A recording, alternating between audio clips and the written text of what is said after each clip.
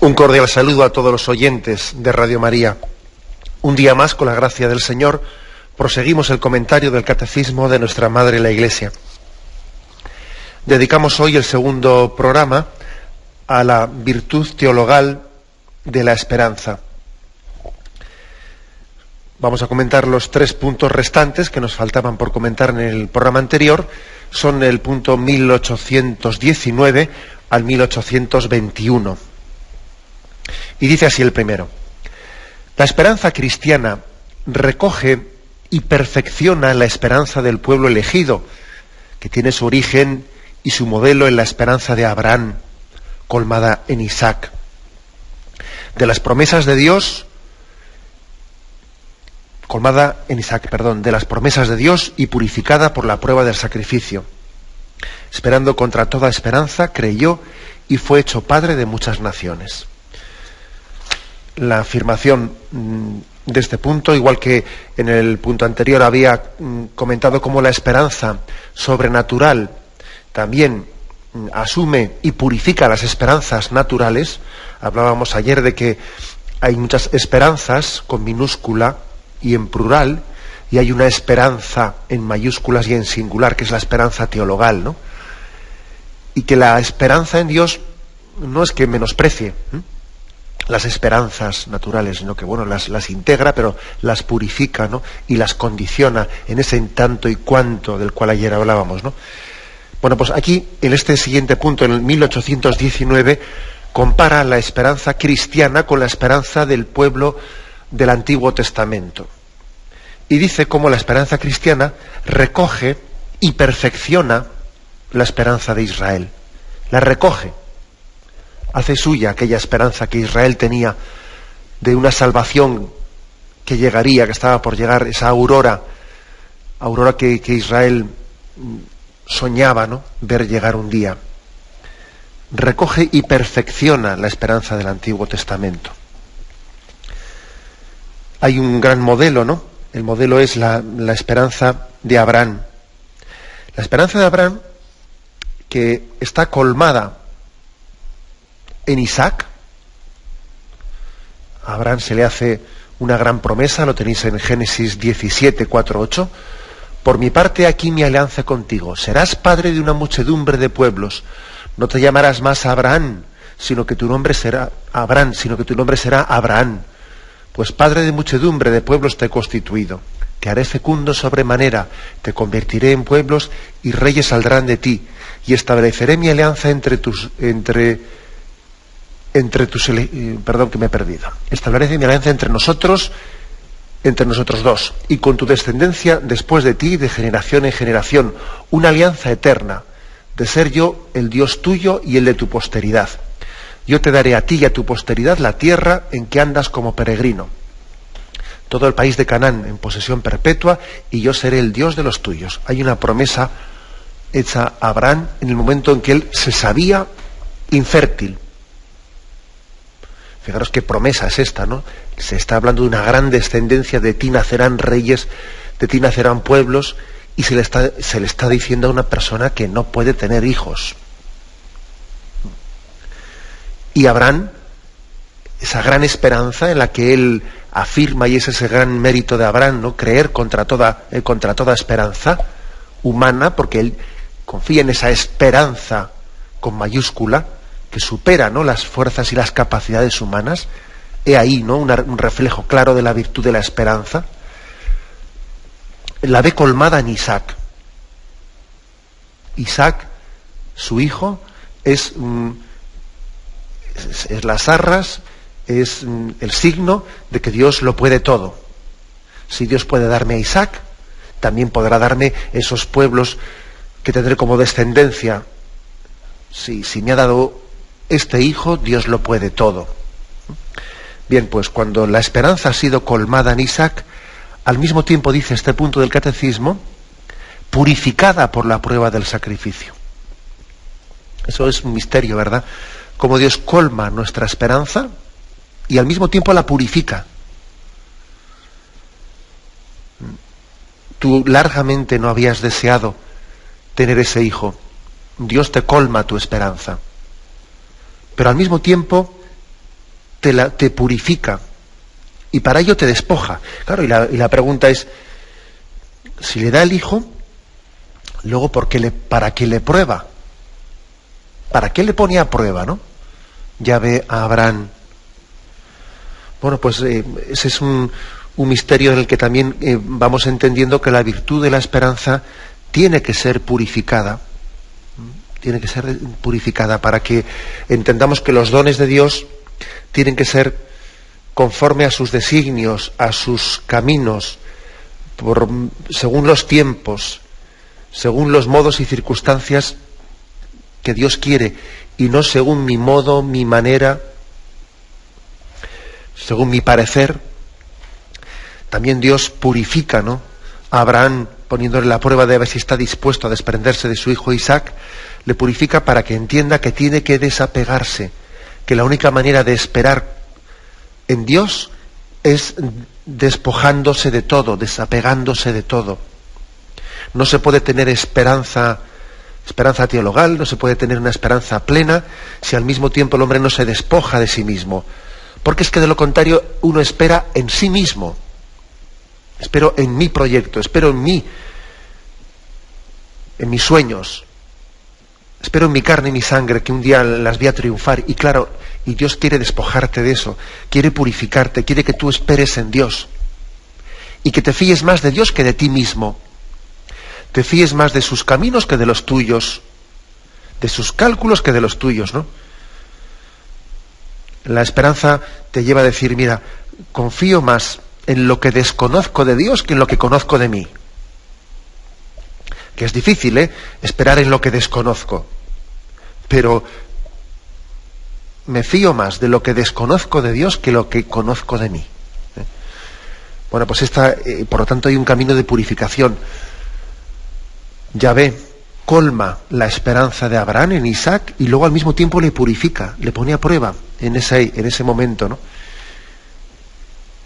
Y una vez que en esa prueba la confianza y la esperanza de Abraham sale fortalecida, entonces le promete, que le hace esa gran promesa, ¿no? El ángel de Yahvé llamó a Abraham por segunda vez desde los cielos y dijo: juro por mí mismo, oráculo del Señor, que por haber hecho esto, por no haberme negado tu hijo, tu único hijo, yo te colmaré de bendiciones y acrecentaré muchísimo tu descendencia como las estrellas del cielo y como las arenas de la playa. Y se adueñará tu descendencia de la puerta de sus enemigos. Por tu descendencia se bendecirán todas las naciones de la tierra, en pago por haber confiado y obedecido mi voz. O sea, esa esperanza ha sido purificada, y ahora que Yahvé ha comprobado, ¿no?, que Abraham confía en Dios y no en su propia carne y sangre, confía en Dios, ahora es cuando vuelve a bendecir esa esperanza. Bueno, pues como veis, es todo una catequesis, ¿no?, de cómo la esperanza cristiana ha recogido y ha perfeccionado la esperanza del pueblo de Israel y de Abraham. Romanos 4:18, que es la cita del Nuevo Testamento con la que termina este punto del catecismo que estamos comentando, dice: esperando contra toda esperanza, creyó Abraham, ¿no?, y fue hecho padre de muchas naciones. Abraham es pues nuestro padre en la fe y nuestro padre en la esperanza. En él también vemos reflejada esa fe y esa esperanza que nos es predicada en Jesucristo. El siguiente punto, en 1820, dice: la esperanza cristiana se manifiesta desde el comienzo de la predicación de Jesús en la proclamación de las bienaventuranzas. Las bienaventuranzas elevan nuestra esperanza hacia el cielo, como hacia la nueva tierra prometida, trazan el camino hacia ella a través de las pruebas que esperan a los discípulos de Jesús. Dicho de otra manera, en el Nuevo Testamento, ¿no?, en el Antiguo Testamento tenemos a Abraham como imagen de la esperanza. El Nuevo Testamento, la esperanza predicada por Jesucristo, tiene sobre todo pues una página de oro, que es la de las bienaventuranzas. Podríamos decir también la página de la esperanza. Fijaros cómo, sobre todo, se está insistiendo que el camino hacia el cielo pasa a través de esas pruebas y tenemos una firme esperanza en medio de las pruebas, porque Jesucristo nos garantiza que son camino del cielo. Bienaventurados los pobres de espíritu, porque de ellos es el reino de los cielos. Bienaventurados los mansos, porque ellos heredarán, porque ellos poseerán en herencia la tierra. Bienaventurados los que lloran, porque ellos serán consolados. Bienaventurados los que tienen hambre y sed de la justicia, porque ellos serán saciados. Bienaventurados los misericordiosos, porque ellos alcanzarán misericordia.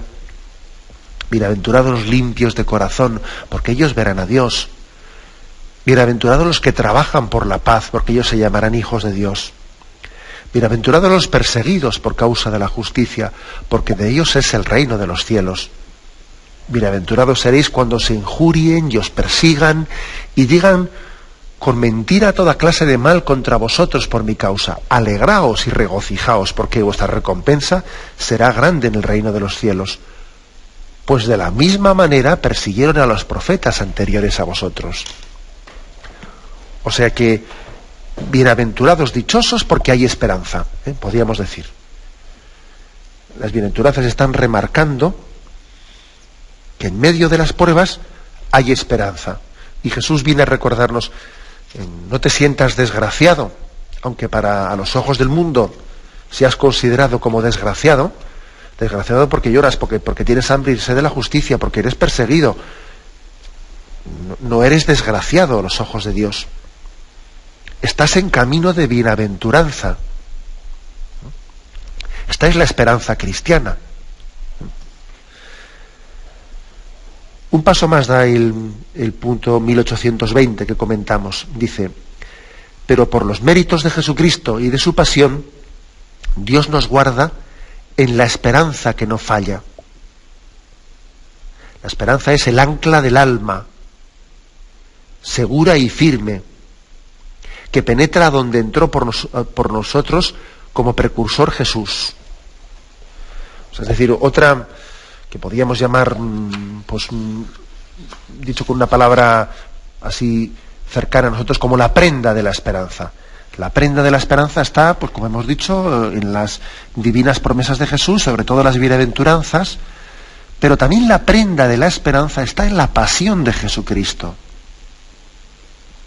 Porque en ella se nos demuestra la infinita misericordia de Dios, al mismo tiempo que su justicia contra el pecado, ¿no? O sea, esta es la prenda de nuestra esperanza, está en la pasión de Jesucristo. Jesús penetró como precursor en el misterio de la muerte. Y si Él ha pasado a través de la muerte a la vida, también nosotros tenemos esperanza. Si la pasión ha sido camino de resurrección, entonces yo tengo esperanza que en la pasión de mi vida se va a reproducir ese misterio de Jesucristo. Si con Él morimos, viviremos con Él. Si con Él sufrimos, reinaremos con Él. ¿Os acordáis cómo cantamos esa canción, no? Que es tomada directamente de Pablo. O sea que Jesús es nuestro hermano mayor. Es el primogénito. Y por donde Él ha pasado, nosotros pasamos. Donde Él puso el pie, nosotros vamos y lo ponemos detrás suyo. Él penetró como precursor, dice aquí, que es una expresión de la carta a los hebreos, que penetra a donde entró por nosotros como precursor. Es hermoso, ¿no? Es hermosísima esta expresión. Imaginarnos a Jesús que entra por donde nosotros hubiésemos tenido pavor de entrar, como cuando unos soldados que están en un lugar donde arrecia la batalla están diciendo, ¿quién va primero? ¿Quién va primero aquí, no? El primero ha ido Jesús. Y nosotros tras de Él penetró primero, ¿no? En esa oscuridad del sufrimiento y de la muerte. Y nosotros tras de Él, ¿no? Tenemos la plena confianza en que la pasión de Cristo es prenda de nuestra esperanza. Si Jesús ha hecho de la cruz camino de resurrección, todo sufrimiento, todo llanto, toda enfermedad, toda contrariedad es redentora en nuestra vida. Tenemos esperanza. Nada sucede inútilmente en esta vida. Todo resulta para bien, porque el Señor nos lo demostró con su pasión. Por eso que la Iglesia aconseja tanto la lectura de la pasión, ¿no? Por eso que tenemos que familiarizarnos con ella, que entender que la historia de Jesucristo es la nuestra, es la mía. La cruz fue camino y es camino para mí. Bueno, pues esta expresión, permitidme que la complemente con otra. Dice aquí, la esperanza es el ancla del alma. ¿Qué expresión tan bonita? El ancla. Sabemos para lo que sirve un ancla, ¿no? Un ancla es para que no te arrastren, para que no retrocedas, ¿eh? Un barco ha ido navegando y en un momento determinado dice, bueno, aquí me paro, me voy a parar, pero voy a echar el ancla para que las aguas no me vayan arrastrando para detrás. No, de aquí no me muevo. Esa es el ancla de la vida cristiana. Yo confío en el Señor y de aquí, y no me apeo. Y no me apeo de seguir confiando en Él. Porque fiel es Dios. Más allá que mis infidelidades, más allá que mis impotencias y que mis debilidades, ¿no? Y he hecho el ancla, y el ancla es sencillamente decir, no dejaré de confiar en Él. Bueno, pues esa imagen del ancla tenemos que también afianzarla fuertemente en nuestra vida. Sigue adelante.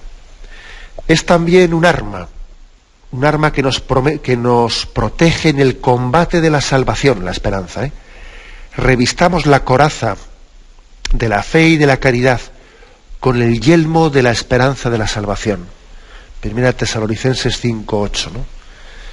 Bueno, utiliza otra imagen. Si hemos hablado antes de la imagen del ancla, la Sagrada Escritura utiliza la imagen del ancla, pues aquí resulta que utiliza la imagen del yelmo. La fe y la caridad son la coraza, el yelmo. Ya sabéis que, así como la coraza, pues bueno, pues es esa especie de protección, a veces de acero o de metal, que los soldados se ponían en el pecho, una pechera grande, ¿no? Para que las flechas pues no penetrasen, ¿no?, en los soldados. El yelmo es esa especie de casco de acero que a veces tiene hasta una pequeña rejilla que cubre los ojos. El yelmo está también transmitiéndonos una imagen de que la virtud de la esperanza nos tiene también que dar capacidad de resistencia. Que la vida cristiana supone pues también no únicamente caminar hacia adelante, sino también no retroceder cuando hay contrariedades y cuando nos están de alguna manera acosando. La capacidad de resistencia, la capacidad de encaje. ¿Recordáis que decíamos hace unos días que no es mejor boxeador el que reparte muchas tortas, sino que es capaz de encajarlas, ¿no? Y ser capaz de resistir vientos contrarios, ¿no? Bueno, pues esto también está aquí significado. Cuando dice que la fe y la caridad son también coraza y son yelmo, capaces de resistir, ¿no? Y de abrirse paso en medio de vientos contrarios. Lo que ocurre es que hay una cosa, todas las imágenes hay que perfeccionarlas. A veces la coraza y el yelmo nos hacen torpes.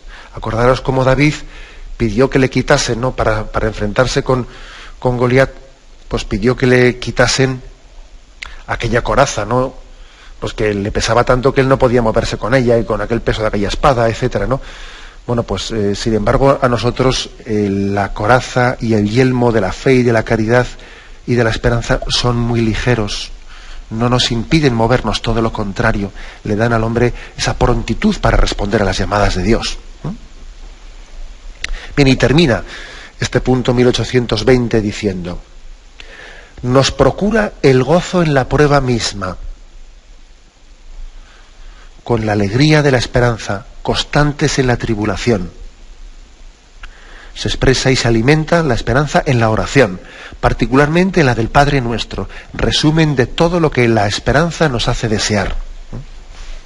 Son dos afirmaciones de esta frase final, ¿no?, del punto 1820. El hecho de que la esperanza, en medio de la tribulación, ya nos da el adelanto de esa promesa de salvación, con lo cual hay una alegría en medio de la prueba. Hombre, la prueba conlleva sufrimiento, Eso es, en medio del chaparrón, En medio del chaparrón uno lo primero que tiene que hacer es abrir el paraguas y aguantar, ¿no? Echar el ancla, abrir el paraguas y aguantar allí firme hasta que pase el chaparrón. Pues eso es así, ¿no? Uno posiblemente no tendrá pues humor, no estará para muchas fiestas en medio de la prueba. Bastante hace con resistir, con echar el ancla y con abrir el paraguas, ¿no? Pero, sin embargo, al mismo tiempo, aunque tenga que ser rodeado de sufrimiento en la prueba, también se nos dan las arras de la alegría y la paz interior. Uno puede tener muchos problemas, pero está en paz interior. Y son dos cosas que no son incompatibles. Sufre, está sometido a grandes pruebas, pero la paz interior no la ha perdido. ¿Por qué? Porque tiene esperanza. La paz de saberse en manos de Dios. La paz de saber que Dios llevará adelante, ¿no? Pues porque esta no es mi obra, sino que no es mi vocación, sino la que el Señor me dio. Luego tengo paz interior en medio de las pruebas, en medio de las tribulaciones. Igual pintan bastos, igual hay muchos problemas, pero la paz interior no la pierdo. Eso también lo da la virtud de la esperanza. Bueno, y lo último que afirma es que recurramos al Padre Nuestro para saber lo que tenemos que esperar. En el Padre Nuestro hay 7 peticiones, ¿no? Las 7 peticiones del Padre Nuestro, que por cierto comentaremos, porque el Catecismo de la Iglesia Católica termina, ¿no? Termina con la explicación del Padre Nuestro. O sea, si Dios quiere, llegaremos también a ese capítulo en el que explicaremos el Padre Nuestro petición por petición. Bueno, ¿qué tiene que esperar el hombre? Reza el Padre Nuestro y míralo. Santificado sea tu nombre, venga a nosotros tu reino, hágase tu voluntad en la tierra como en el cielo. Danos hoy el pan de cada día, perdona nuestras ofensas como nosotros perdonamos, etcétera, ¿no? Es decir, eso es lo que tienes que esperar de Dios. Él te lo enseña, Él te enseña a esperar bien. Bien, hacemos un momento de descanso y continuaremos en serio. Continuamos con el comentario del punto 1821, con el que se concluye pues este apartado dedicado a la virtud teologal de la esperanza. Y dice: podemos, por tanto, esperar la gloria del cielo prometida por Dios a los que le aman y hacen su voluntad. En toda circunstancia, cada uno debe esperar, con la gracia de Dios, perseverar hasta el fin. Aquí viene una cita, la de Mateo 10:22. Dice: pero el que persevere hasta el final, ese se salvará. Hay un don muy grande, ¿no? El don de la perseverancia, que tenemos que pedir mucho. El don de perseverar. Cuando el Señor dijo: de muchos es el comenzar y de pocos es el llegar hasta el final, ¿no? La tendencia carnal del hombre puede hacer que uno pues tenga momentos de ímpetu natural, buenos propósitos, que comiencen muchas cosas, ¿no? Y uno dice: bueno, y voy a ser perseverante en ellas hasta el final. Pero claro, un día y otro día, y tu estado de ánimo cambia, y un día estabas muy eufórico, pero luego también te vas cansando, te vas tal, y no todavía lo tienes iguales, y esto y lo otro, y vas a ser perseverante en medio de circunstancias tan cambiantes, y eso es algo que supera la carne y la sangre. La perseverancia es algo que supera. Sí, el hombre tiene que cooperar con ello, por supuesto, pero el don de la perseverancia final supera la capacidad de la carne y la sangre. Igual que el Señor le dijo a Pedro aquello, ¿no? Bienaventurado tú, Simón, porque eso que has dicho, eso que ha confesado tu fe, de que yo soy el Hijo de Dios vivo, no te lo ha revelado la carne ni la sangre, sino mi Padre que está en el cielo. También Jesús puede decir: bienaventurado tú, porque esa perseverancia, por ejemplo, un anciano que me está escuchando ahora mismo, ¿no? Jesús le puede perfectamente decir: bienaventurado tú, porque esa perseverancia que has tenido en tu vida no te la ha dado ni la carne ni la sangre, sino te la ha dado mi Padre que está en el cielo, porque perseverar es un don de Dios. Fíjate si han pasado cosas en tu vida, y Dios te ha dado la gracia de perseverar. Es uno de los dones mayores que podemos pedir a Dios, ¿no? Sin el cual todos los demás, por cierto, no sirve para nada. don de la perseverancia. Aquí hace referencia a un punto del Concilio de Trento. Se nos remite a él, al punto 1541 del Concilio de Trento, donde dice, ¿no?, el don de la perseverancia. Lo voy a leer. Igualmente, acerca del don de la perseverancia, del que está escrito, el que persevere hasta el final, ese se salvará. Lo que no de otro puede tenerse, sino de aquel que es poderoso para afianzar al que está firme, a fin de que lo que esté perseverantemente y para restablecer al que cae, nadie se prometa nada cierto con absoluta certeza, aunque todos deben colocar y poner en el auxilio de Dios la más firme esperanza. Bueno, perdonad por el lenguaje, que es un poco del Concilio de Trento del siglo XVI, pero dice que nadie se fíe mucho de sí mismo, ¿no?, dicho con palabras sencillas, sino que debemos de colocar y poner en el auxilio de Dios la más firme esperanza. Y continúa, porque Dios, si ellos no faltan a su gracia, como empezó la obra buena, así la acabará, obrando el querer y el acabar. Sin embargo, los que creen que están firmes, cuiden de no caer, y con temor y temblor obren su salvación, en trabajos, en vigilias, en limosnas, en oraciones y oraciones, en ayunos y castidad. En efecto, sabiendo que han renacido a la esperanza de la gloria, y no todavía a la gloria, deben temer por razón de la lucha que aún les aguarda con la carne, con el mundo y con el diablo, de la que no pueden salir victoriosos, si no obedecen con la gracia de Dios a las palabras del apóstol. Somos deudores no de la carne, para vivir según la carne, porque si según la carne viviereis, moriréis, mas si por el Espíritu mortificareis los hechos de la carne, viviréis. O sea que este punto del Concilio de Trento está recordando y diciendo, ojo, que la perseverancia es un don que hay que pedir, que hay que luchar por él. Es un don que supone una batalla muy grande. Y dice aquí claramente, ¿no?, como los enemigos de la vida espiritual son mundo, demonio y carne, y que vencer esos tres enemigos, mundo, demonio y carne, pues está clarísimo, supone una batalla. La vida es milicia, así lo dice la Sagrada Escritura, ¿no? La vida es milicia, o sea, es lucha, es combate. Y en ese combate yo no voy a ser capaz de vencer únicamente con las armas de la carne y la sangre. Yo necesito armas sobrenaturales, porque el enemigo también no es un enemigo de las potencias de este mundo. Satanás, pues como ángel caído, tiene un poder superior a las fuerzas naturales del hombre y tiene que ser combatido con armas espirituales y con armas sobrenaturales. Y yo por eso necesito de los sacramentos y necesito de la oración y de esos medios de gracia. Yo no puedo ir a combatir con Satanás, vamos, con una chinita en la mano, pues no puede ser. Necesito armas sobrenaturales, ¿no? Bueno, pues por eso el Concilio de Trento, que es aquí recogido, nos habla de la importancia de pedir el don de la perseverancia a Dios y de recurrir a los medios sobrenaturales, ¿no?, y ser firmes en ese combate, ¿no?, y en esa lucha espiritual por la perseverancia. Bueno, continúa este punto, ¿no?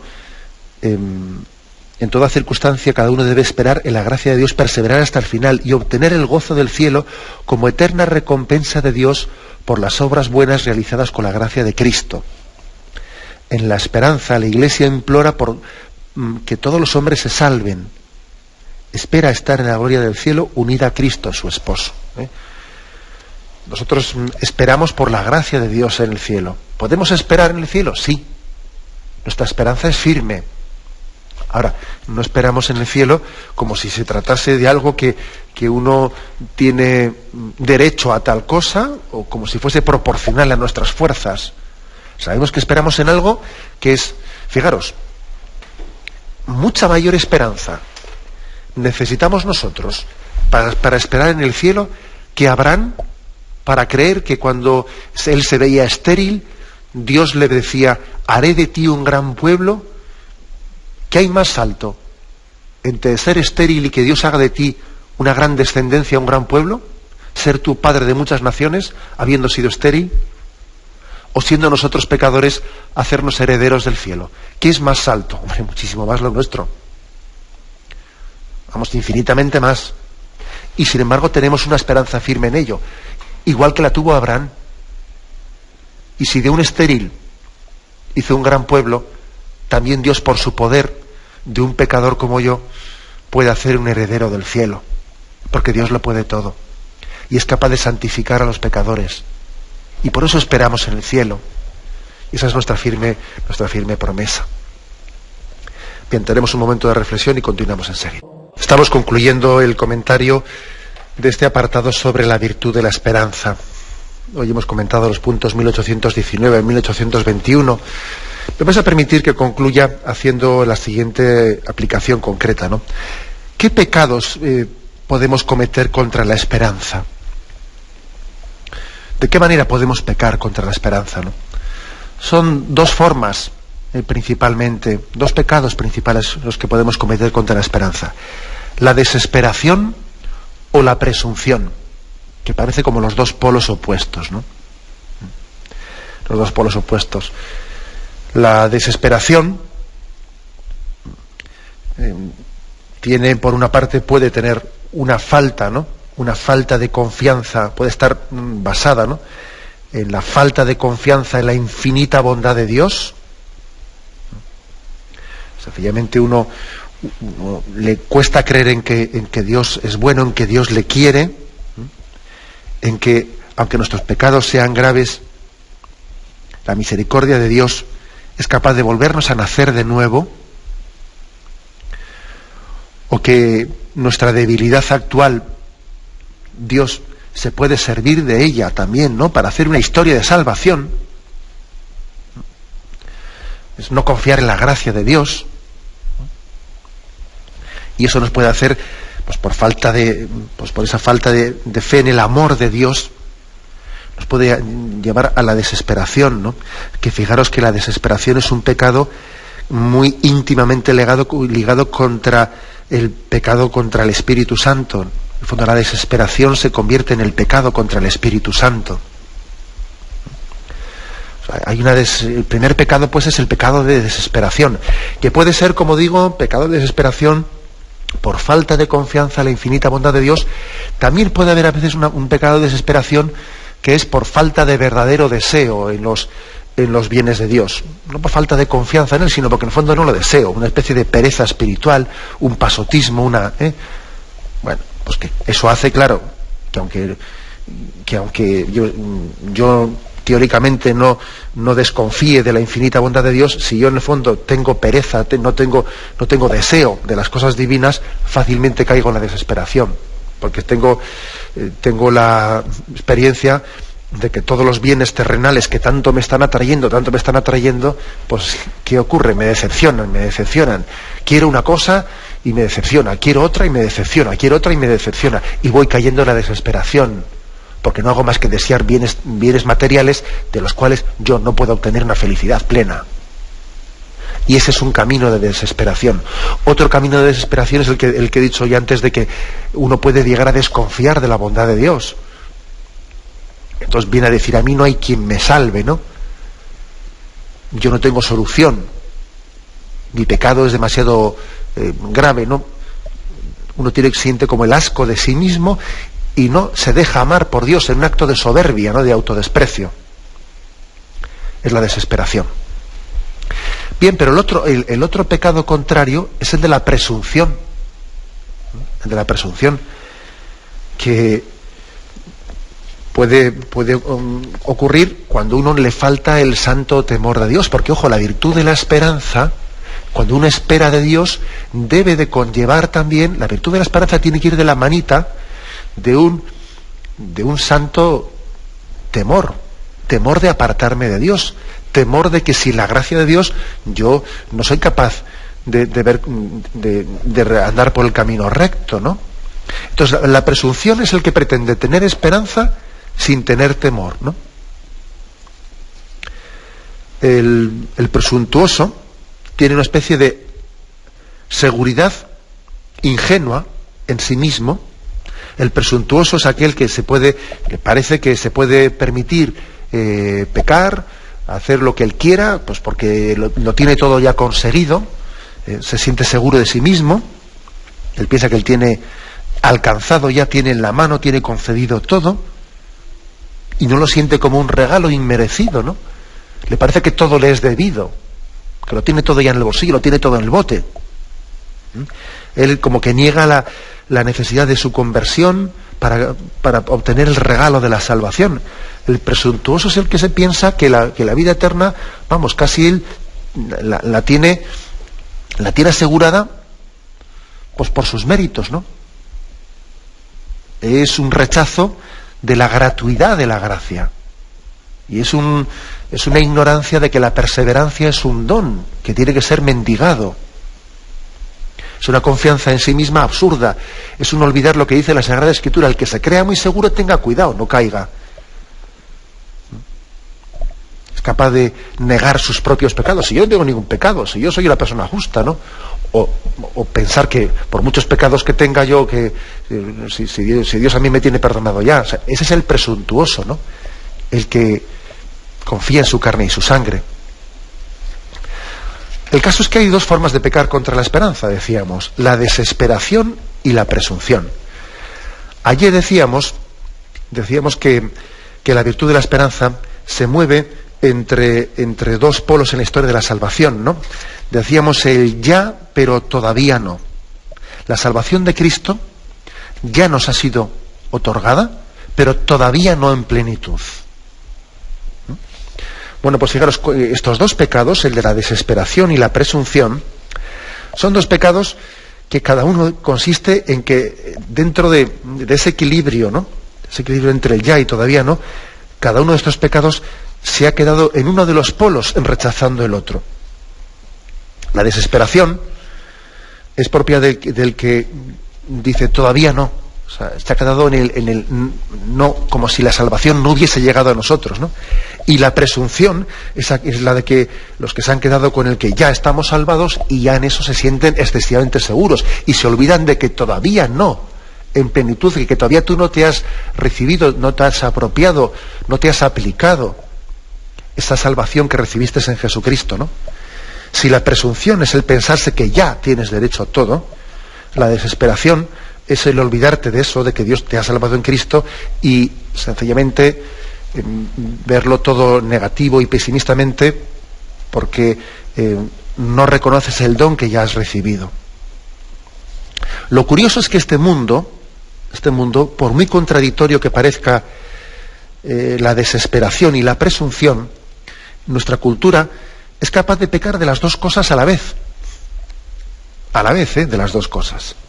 Yo creo que el hombre moderno puede ser presuntuoso en la manera de presentarse ante los demás, ¿no? Una especie de seguridad en sí mismo, vamos, que es soberbia, ¿no? Y luego, sin embargo, cuando se queda a solas, en la soledad de su habitación, de su vida, está desesperado. Es presuntuoso ante los demás y es desesperado en su interior. La presunción, y la desesperación, aunque parecen pecados muy contrarios, en el fondo, pues los extremos se tocan y se dan la mano y se están dando las mismas personas, quizás en momentos distintos, en circunstancias distintas, con horas de diferencia, ¿no? Actitudes de presunción y actitudes de desesperación. Concluye este punto del catecismo con una cita de Santa Teresa de Jesús y vamos a terminar leyéndola también. Dice: espera, que no sabes cuándo vendrá el día ni la hora.